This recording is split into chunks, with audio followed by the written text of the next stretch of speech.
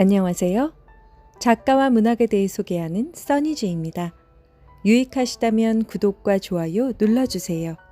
오늘의 문학은 달콤 쌉싸름한 초콜릿입니다.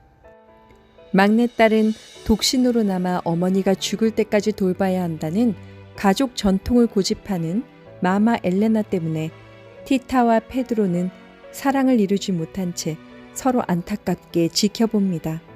티타를 너무나 사랑하는 페드로는 그녀 곁에 있고 싶어 그녀의 언니 로사우라와 결혼합니다. 티타는 눈물을 흘리며 결혼식 케이크를 만드는데 이상하게도 그 케이크를 먹은 사람 중 티타를 제외하고는 모두 다 속이 거북해 토하게 됩니다. 결혼식을 망치기 위해 일부러 구토제를 케이크에 넣었다고 생각한 마마 엘레나는 티타의 뺨을 세게 때리고 티타는 멍든 상처 때문에 2주 동안이나 침대에 누워 있어야 했습니다. 어느 날 티타는 페드로에게 장미꽃을 선물 받게 되고 마마는 티타에게 장미꽃을 버리라고 시킵니다. 난생 처음 꽃을 선물 받은 티타는 페드로의 선물이었기 때문에 버릴 수가 없었습니다. 그래서 메추라기로 장미꽃 요리를 했습니다. 그 음식을 먹은 사람들은 음탕한 생각으로 몸에서 열이 났습니다. 연금술 같은 묘한 작용이 일어나 그녀의 존재 자체가 장미 소스, 메추리 고기, 포도주, 음식 냄새 하나하나 속으로 스며들어 녹아내린 것 같았습니다. 티타의 최치는 육감적이고 섹시했고 페드로의 몸속으로 파고들었습니다. 티타와 페드로는 새로운 소통 방식을 발견한 것 같았습니다. 언니 로사우라와 페드로 사이에서 로베르토가 태어났습니다. 티타는 로베르토 세례식에 아몬드와 참깨를 넣은 칠면조 몰래를 만들었습니다. 페드로는 티타의 요리하는 모습을 보게 되고 두 사람은 황홀경에 빠진 채 서로 마냥 바라보기만 했습니다. 언니는 젖이 나오지 않았습니다. 로베르토는 배가 고파서 울었고 티타는 안타까운 마음에 자신의 젖을 물렸는데 신기하게도 처녀에게서 젖이 나왔습니다. 로베르토는 티타의 젖을 먹고 자랐습니다. 출산을 한 로사우라의 몸 상태 때문에 방문한 존 브라운 박사는 티타를 넋을 잃고 바라보았습니다. 그녀에게 반해서 눈을 뗄 수가 없었기 때문입니다. 언니와 페드로는 마마 엘레나 때문에 결국 분가합니다. 페드로를 볼 수 없는 티타는 힘이 없습니다. 어느 날 로베르토는 아무 음식을 먹지 못해 결국은 사망했다는 소식이 들립니다.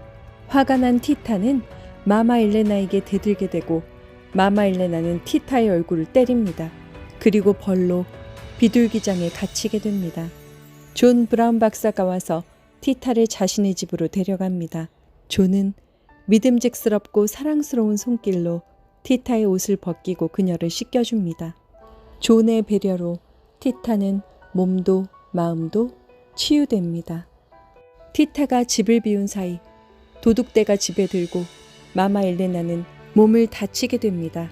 집에 돌아온 티타는 속꼬리 수프를 만들어 마마 엘레나에게 바칩니다. 하지만 마마 엘레나는 티타가 음식에 독을 탔을 거라며 의심합니다. 티타는 음식을 정성껏 차렸을 뿐이지만 결국 마마 엘레나는 죽게 됩니다. 마마 엘레나의 장례식으로 임신한 언니와 페드로가 집에 옵니다.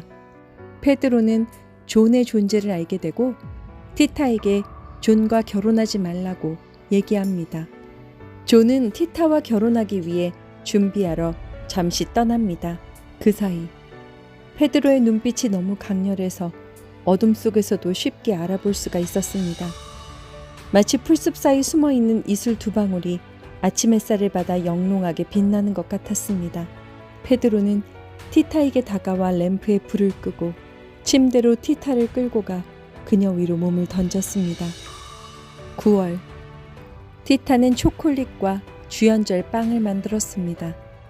그런데 꼭 임신을 한 것만 같아서 두려웠습니다. 존과 결혼을 앞두고 있던 티타는 마음이 심란했습니다. 언니 로사우라는 티타에게 마음을 열고 그녀와 함께 어떤 문제를 상의하려고 했습니다. 로사우라는 뚱뚱한 데다가 수시로 가스를 내뿜고 구취까지 심했기 때문에 페드로가 하루가 다르게 자기 곁에서 멀어지는데 어쩔 수 없다고 생각했습니다. 티타는 그녀를 위해 적절한 음식 처방을 했습니다. 10월, 티타는 헤르트루디스 언니와 크림튀김을 만들며 얘기합니다. 헤르트루디스는 페드로를 계속 좋아하면서 어떻게 존하고 결혼할 거냐고 묻습니다. 티타는 존과 결혼할 수가 없다며 흐느낍니다. 로사우라가 갑자기 병으로 죽게 되고 결혼 준비로 고모를 모시러 갔던 존이 다시 돌아옵니다. 티타는 손님들을 위해 칠레 고추를 곁들인 테스쿠코식 굵은 강낭콩 요리를 만듭니다. 페드로는 티타에게 청혼을 합니다. 존은 티타와 페드로의 살을 알면서도 계속 티타에게 사랑을 줍니다. 티타는 자신의 결혼 음식으로 호두 소스를 끼얹은 칠레 고추 요리를 준비합니다. 결혼식 날이 다가오고 티타는 결국 페드로를 선택합니다. 결혼식 날 고추 요리를 먹은 모든 사람들은 몸이 후끈거리게 되고 저마다 각자의 사람들과 사랑을 나누러 나갑니다. 페드로와 티타는 아무런 힘도 들이지 않고 달콤한 신혼 같은 둘만의 시간을 가질 수 있게 됐습니다. 양철 침대머리가 벽에 부딪히는 소리와 그들에게서 뿜어져 나오는 숨가쁜 호흡 소리는 비둘기 1000마리가 그들 위에서 요란하게 날아다니며 구구거리는 소리와 하나가 되었습니다. 심장 고동 소리는 아주 격렬했습니다. 페드로의 심장이 그녀의 가슴에 부딪히는 소리까지 느낄 수 있었습니다. 그런데 갑자기 심장 고동이 멈췄습니다. 페드로가 죽었다는 걸 티타가 알게 될 때까지 그리 오랜 시간이 걸리지 않았습니다.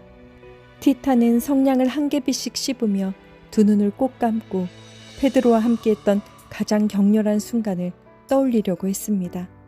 그 순간 페드로와 티타의 몸에서 환한 불꽃이 치솟았습니다. 농장 전체가 불길에 휩싸였습니다.